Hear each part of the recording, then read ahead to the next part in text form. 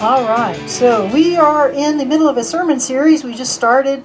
Remember, we're talking about enemies of gratitude. And we need gratitude because gratitude is part of understanding how our role as a child of God. When we take away the gratitude part of it and start feeling entitled, things just can go really messed up in our relationship with God. And today's what we're going to talk about is entitlement. Remember, first we talked about nostalgia, which isn't necessarily a bad thing, but used incorrectly can be. And then we talked about worry, which is never a good thing, but something that we all deal with. So today we're going to actually talk about entitlement. And I really recognize that with this group of people, I am preaching to the choir. I really know that I am. And when I got to this passage, I said, God, I don't need to preach this. I really don't. And then I remembered that God is always setting up reminders for us. If you look in the Old Testament in particular, what did he tell the Israelites? I want you to do every year, several times a year. Have a festival to remember what I've done for you.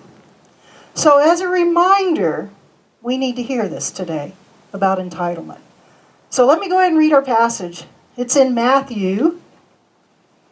It's over here. All right, Matthew 22, verses 1 through 14. Once more, Jesus spoke to them in parables, saying, "The kingdom of heaven may be compared to a king who gave a wedding banquet for his son. He sent his slaves to call those who had been invited to the wedding banquet, but they would not come. Again, he sent other slaves, saying, 'Tell those who have been invited, look, I have prepared my dinner, my oxen and my fat calves have been slaughtered, and everything is ready. Come to the wedding banquet.' But they made light of it and went away, one to his farm, another to his business, while the rest seized his slaves, mistreated them, and killed them. The king was enraged. He sent his troops, destroyed those murderers, and burned their city. Then he said to his slaves, 'The wedding is ready, but those invited were not worthy. Go therefore into the main streets and invite everyone you find to the wedding banquet.' Those slaves went out into the streets and gathered all whom they found, both good and bad, so the wedding hall was filled with guests. But when the king came in to see the guest, he noticed a man there who was not wearing a wedding robe. And he said to him, 'Friend, how did you get in here without a wedding robe?' And he was speechless. Then the king said to the attendants, 'Bind him hand and foot and throw him into the outer darkness, where there will be weeping and gnashing of teeth. For many are called, but few are chosen.'" So I have to tell y'all, for a long time, this parable really bothered me. Because what I see was God, we recognize that the parable is about the Pharisees and God and the Gentiles. And it sounded like he said, okay, go out and find everyone and let them come, good or bad. But then this one guy shows up, and he doesn't have a wedding gown, and he gets kicked out. And I'm like, well, is everybody invited or not? And so it really bothered me. Well, here's when we come back to context. It always comes back to context. So let's talk about this parable with context. So we got to remember at that time, this was a very strong honor-shame culture. Honor was very, very important to the people in Palestine at that time.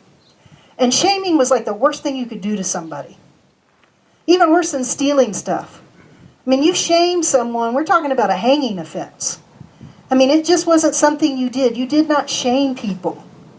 And so that was like the deepest insult you could give to someone was to shame them. So it was a huge honor to be invited to the king's son's wedding, this banquet. I mean, wow, can you imagine? I'm trying to think of an American equivalent, and we really don't have one. So imagine that the Queen of England calls and says, "Hey, Tinker, you want to do tea today at 3? I mean, I would be like, well, yeah. And then, of course, I'd be like, you're not really the Queen of England, are you? You know, I mean, it would just be an incredible honor to be invited to tea with the Queen of England. So this was an incredible honor. These people get invited, and they would have been invited days, if not weeks beforehand. The servants would have already gone out, gone to all of them and said, we want to have, and it would have been, probably 2 weeks away, we want to have this feast, and we'll come get you when it's time. Because remember, they don't have wristwatches. And so there wouldn't have been an email sent out and said dinner's ready. It would have been, they would have had to go back out and gather everyone up when dinner was ready. So they would have told them days ahead of time, and they would have gotten a yes or a no at that time, because remember, it was precious to slaughter livestock. And so you wouldn't have slaughtered more than you needed. And so they would have had a head count, and then the day before they would have started their prep, and then sometime on the day of, they would have told the servants, go out and get all the people that were invited that said they were going to come. So what a shock it would have been to this king when all these servants came back and said they're not coming. He would have been confused because they've already said they're coming. And this would have been taken as a very, very low blow. I mean, this is shaming the king. A very dishonorable thing to do. To say to the king, I've already accepted your invitation, and I know you slaughtered some of your best livestock, but I'm not coming. I got better things to do. I mean, I'm not going to tell the Queen of England that, right? If she says tea at 3 and I say yes, and then they show up to take me away in the beautiful white carriage, and I say, you know what, I've changed my mind, I got something better to do today. That would be insulting the queen. Well, in this culture, that was a serious assault. And it was so confusing to the king that he tells the servants, go out again and remind them it's free food. Because that always works, right? And so he tells them, go out and tell them, remind them, it's a fattened calf. I've slaughtered a bunch of livestock. The table's piled full of grapes and nuts. Everything's ready. Free food. At the very least, free food. But this time, when the servants get there, some say, I'm still too busy. I don't want to come. But others grab the servants, mistreat them, and even kill them. Now, the servant is an emissary of the king. Guess what you have just done by hurting one of his emissaries? You have declared war on the king. So by doing that, they've actually declared war on the king. So, no surprise, the king retaliates and wipes them out. Now he's got this table full of food. He has given this great honor to people that have said, I don't want to come. So he says, let's just fill the table. Go out, I don't care who they are, good or bad. Bring them in and let's fill the table. Well, in that time, in that culture, when you were invited to a banquet, you wore your best. Usually you had a separate set of clothes specifically for that kind of thing. But if you did not, and there were certainly people that did not, you would have taken your clothes and you would have done your best to bleach them out and clean them up very, very well. Usually they would have taken their clothes and literally bleached them white to go to the banquet. That was a way of showing respect. And remember, this is an honor-shame culture where respect is very, very important. So not only is it a way of showing respect, but it also tells you who's the guest and who isn't, because the king would have been wearing something different. And in this case, it's possible, some scholars believe it's possible, this king actually passed out a separate garment. So by coming to the banquet in not their best, this person is saying, I'm here, but I'm not going to, I want it to be about me. I'm going to do it my way. I don't really care what the king's rules are. I'm really not here to honor the king. I'm really not here to honor the king's son. I'm just here for the food. That's all I'm here for, is the freebies. And so the king sees this person and says, nope, you're not. If you're going to be here, you got to follow the rules. And so out they go. So it makes more sense when you understand the culture, doesn't it? But let's talk about entitlement, because that's the thing I really want to talk about today is entitlement. And there's several places actually where entitlement's a problem. We all, of course, recognize this is about the Pharisees, right? So it's the Pharisees, but I want to remind all of us that a Pharisee was a religious leader. They weren't all bad. But they were religious, ultra-religious people, usually religious leaders of the community. Every one of us is a Pharisee. Whether you look at the Pharisee good or bad, we are all a religious leader in our community. So in a way, we are a Pharisee. What we don't want to do is become one of the bad Pharisees. But we're always in danger of that. We always need the reminder not to go down the road of becoming one of the bad Pharisees. One of those that, as this shows, they felt like they were supposed to be at the banquet.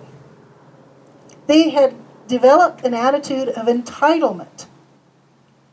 Well, I'm not going to worry about the king's banquet. I'm supposed to be there. As a matter of fact, I'm so supposed to be there that I'm just not even going. They had developed an attitude of entitlement. Folks, we can accidentally do the same thing. When we start using the title of Christian, if we're not careful, we can feel entitled to God's grace. But it is a gift to every single one of us. None of us deserve it. All of us come to the table through grace. There is no entitlement. None of us are good enough. None of us can earn a spot at that table. So we don't want to go down the road that these people did of assuming that, you know what, God's grace is for everyone. I'm everyone, and I call myself a Christian, so I feel entitled to it. And therefore, because I'm entitled to it, I can decide when I'm going to obey God and not. When I'm going to go to His table and when I'm not. When I'm going to do what God asked me to do and when I'm not. Which is what these Pharisees had decided to do. They poured contempt on the grace that was given to them. The second place we see entitlement is this guy that comes in without his wedding robe. He has decided, well, everyone is invited. And that's true. God's grace is for everyone. So he comes, but he decides he's going to do it all his way. He decides that, you know what, this whole thing about trusting God and obeying God, I'm just here for the free parts, the good parts, the fun parts of being a Christian. But the rest of it, I don't feel like I have to follow the rules. Because I'm entitled to the grace, because it's offered to everyone. But it does come with some rules. And I hate using the word rules because we have so many negative connotations around rules, but it is about trusting and obeying. If we call ourselves Christians and we recognize this free gift of grace, we then enter a relationship with God, and to maintain that relationship, we recognize that there are things we can't do in a relationship and keep it intact. All of us have relationships with different people, and we recognize there are certain things in that relationship that break them. And so we always want to try our hardest to work to maintain a relationship, doing whatever it takes to maintain a relationship. And the same happens with our relationship with God. We maintain it. And in ours, we trust Him and we obey. So that was this guy's problem, is that he decided that since the invitation was for everyone, he would just come and take it on his terms. Finally, though, there's one last part in this about entitlement I want to talk about. And it's the response of the king. So the king sees someone that's not supposed to be there, doesn't have his wedding garment on. And we already know that this king has a whole slew of servants, right? Because he's been sending them out left and right to invite people to this banquet. And as a king, what he could have done is said, hey, you see that guy over there? Escort him out. Find out why he's here. Escort him out. But what did he do? He went himself, talked to the guy, found out the guy's situation, and then he made a decision. Now, don't you know everybody there at that banquet was looking over and going, you see that guy? He doesn't have a wedding. He's not supposed to be here. And there was probably several in there that were thinking about taking it upon themselves to escort that guy out on their own. Because sometimes when we're there and we're in, so to speak, we feel entitled to tell other people whether they belong or not. We start looking at other people and say, well, I follow all the rules, and that person isn't, so I'm going to go tell them that they can't be here. But who did it in this situation? Not the guest, not the servants, the king. Because the king's the one that truly knows whether that was that guy's best clothing. That king, the king was the one who truly knew the situation. It's not for us, guys, to ever feel entitled to tell someone that they're in or out, that they belong or not. God's the one that has the relationship with people. He's the one that knows whether they're giving their best, where they're at, what they've got on the table, what they don't have on the table. So our job is to be at the banquet with gratitude, recognizing that we're never entitled to be there, that we're always there because of an invitation and grace. And then let God deal with all the other guests. Amen.